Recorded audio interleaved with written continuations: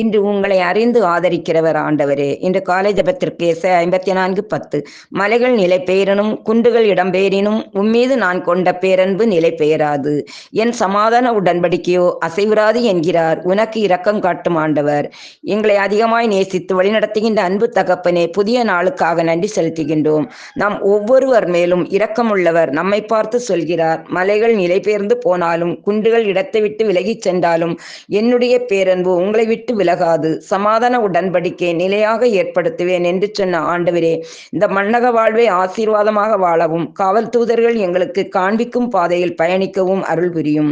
Israel மக்களோடு இருந்து அவர்களை பாலும் தேனும் பொழியும் பறந்ததோர் நாட்டை கொடையாக கொடுத்தது போல உமை நோக்கி நம்பிக்கையோடு ஜபிக்கின்ற ஒவ்வொருவருக்கும் அவர்கள் விரும்புகின்ற ஆசீர்வாதங்களை நிறைவாக கொடுத்தருளும்.